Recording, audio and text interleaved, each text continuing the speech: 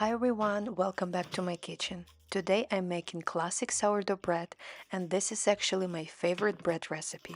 I bake it almost every week, usually 2 loaves at a time, because it disappears very quickly in our house. This bread does take some time to make, but most of that time is simply letting the dough rest and ferment. The actual hands-on work is very simple if you follow the steps. If you're completely new to sourdough, I also have a beginner-friendly video. You can click in the top right corner to watch that one first. Today I will show you the full process of how I make my weekly sourdough bread at home. So let's start by feeding our sourdough starter.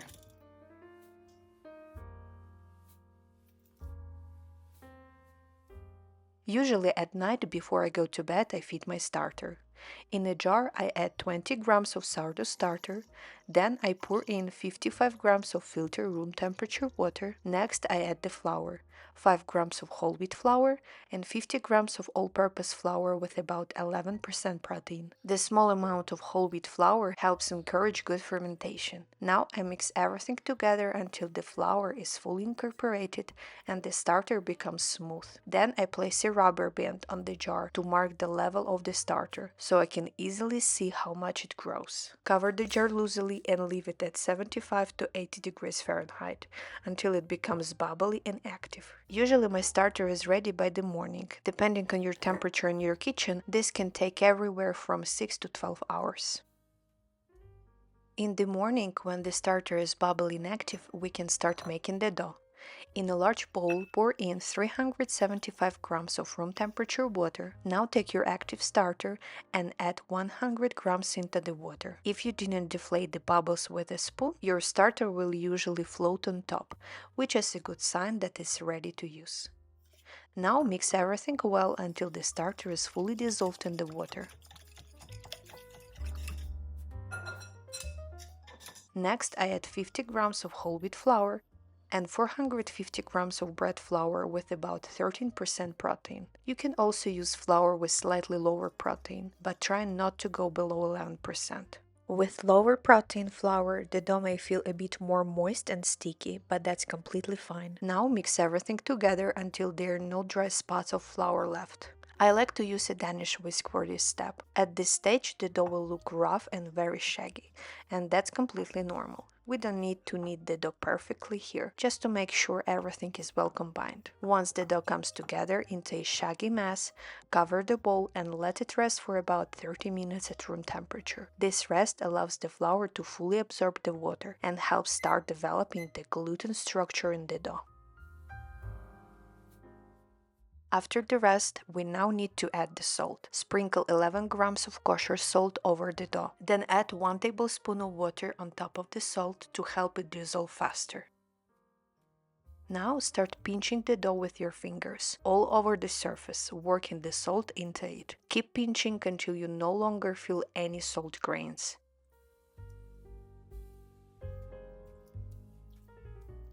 Once the salt is fully incorporated, I switch to the slap and fold technique to strengthen the dough. This step usually takes about 5 to 7 minutes. To do this, gently lift the dough with your hand, then slap the bottom part of the dough onto the bowl or the counter. As the top part stretches forward, fold it back over itself. Then lift the dough again, slap it down and fold it over. Repeat this motion several times until the dough becomes smoother, stronger, and more elastic. To check if the dough is ready, you can do the gluten window test. Take a small piece of dough and gently stretch it. If it stretches into a thin membrane without tearing, the gluten is well developed. At this point, the dough is ready. Cover the bowl and let it rest again for about 30 minutes. Now we begin the bulk fermentation, and during this time we will strengthen the dough with a few stretch and folds. Let's start with the first stretch and fold. Lightly wet your hands so the dough doesn't stick. Now gently grab one side of the dough, stretch it upward and fold it over the dough. Turn the bowl slightly and repeat the same motion. Continue doing this from all sides of the bowl until you complete one full round of folds. This technique helps strengthen the gluten structure without heavy kneading. You will notice that the dough already starts to feel smoother and more elastic. Once the first stretch and fold is done, cover the bowl again and let the dough rest for another 30 minutes at about 80 degrees Fahrenheit before next fold. After 30 minutes, we can do the second stretch and fold. Again, lightly wet your hands so the dough doesn't stick. Gently lift one side of the dough, stretch it upward, and fold it over the center. Rotate the bowl and repeat the same motion from the other sides until you complete another full round of folds. You will notice that the dough already feels stronger and smoother than before. It will also hold its shape better. Once the second stretch and fold is done, cover the bowl again and let the dough rest for another 30 minutes. After another 30 minutes, we will do the third stretch and fold. Again, lightly wet your hands and repeat the same folds. At this point, you may already start to see small air bubbles forming inside the dough, which is a good sign that fermentation is active. Once the third stretch and fold is done, cover the bowl again and let the dough rest for another 30 minutes. After another 30 minutes, you can do the fourth stretch and fold. This step is optional. If your dough already feels strong and holds its shape well, you can skip it. But if the dough still feels a bit loose or if your room temperature is colder, this extra fold can help build more strength. At this point, the dough should feel very workable and jiggly. Once you finish the folds, cover the bowl again and allow the dough to continue fermenting until it becomes airy, slightly puffy, and approximately doubled in size. At about 80 degrees Fahrenheit, this usually takes around 2 to 3 hours. Since I did 4 stretch and folds, my dough is usually ready in about 2 hours. Once the dough has finished bulk fermentation and looks airy, puffy, and full of bubbles, it's time to pre-shape it. Lightly sprinkle the dough with whole wheat flour, then flip the bowl onto the work surface. I usually help it a little with a silicone scrubber, but most of the time the dough falls out easily, so you don't need to touch it much or deflate it too much.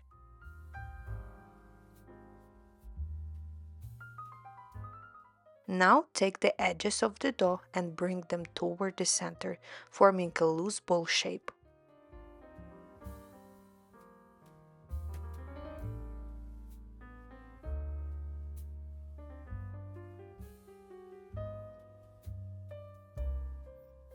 Then flip the dough over, sprinkle a little more flour on top, and tighten it slightly with a gentle circular motion on the counter. Cover the dough and let it rest for about 10 minutes before shaping the final loaf. This short rest allows the gluten to relax, which makes the final shaping much easier and helps the dough hold its shape better. After the dough has rested, we can shape the final loaf. Lightly flour the top of the dough if needed. Gently flip the dough over so the floured side is now facing down. Now start shaping the loaf.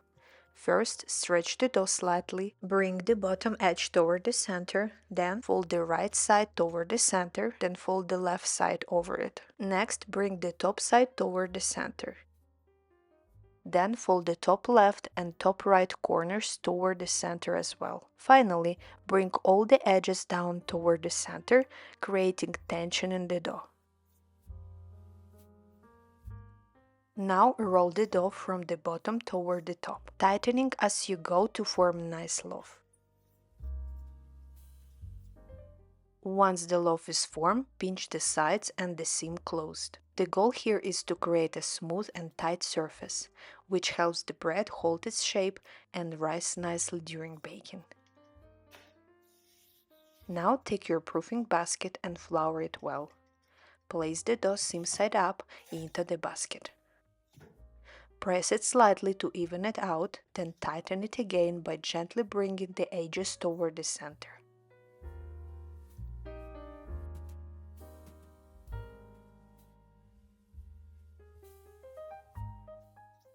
Dust a little more flour on the top if needed. Now the dough is ready for the final proof. Place it on cover in the refrigerator overnight for a slow fermentation for 8 to 14 hours. This helps develop deeper flavor and makes the dough easier to score before baking. The next day, when the dough is fully proofed, we can start baking. First, preheat your oven to 500 degrees Fahrenheit with a Dutch oven inside. When the oven is ready, take a cutting board and cover it with parchment paper. Then carefully flip the dough out of the basket onto it.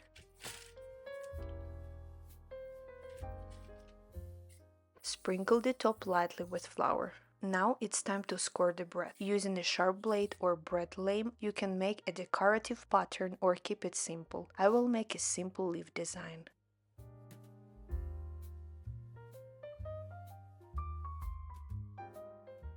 After that, make one long cut across the top of the loaf, then a second light cut, and the third one slightly deeper under the skin. This helps control how the bread expands while baking. Now remove the hot Dutch oven from the oven and carefully place the dough inside. I also like to add 2 ice cubes into the pot. This creates extra steam and helps develop a very crunchy crust. Cover the pot with the lid and return it to the oven. Bake covered for 20 minutes. Then remove the lid, reduce the oven temperature to 450 degrees Fahrenheit and bake for another 20 to 25 minutes until the crust becomes deep golden brown.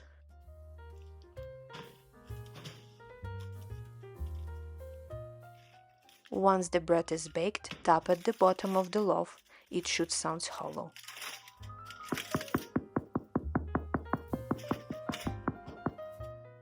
Transfer the bread to a cooling rack and let it cool completely before slicing. This allows the crumb to finish setting inside. Please don't rush this step. If you cut the bread while it's hot, the crumb can become gummy. When it's completely cool, slice and enjoy. You should see a beautiful airy crumbs inside and crispy golden crust on the outside. This is what makes homemade sourdough bread so special. I hope you enjoy making this classic sourdough bread with me today. As I mentioned earlier, this is the bread I bake almost every week, and it never disappoints. Thank you so much for watching. If you like this recipe, please like the video and subscribe to the channel for more baking recipes. And I will see you in the next video. Bye bye.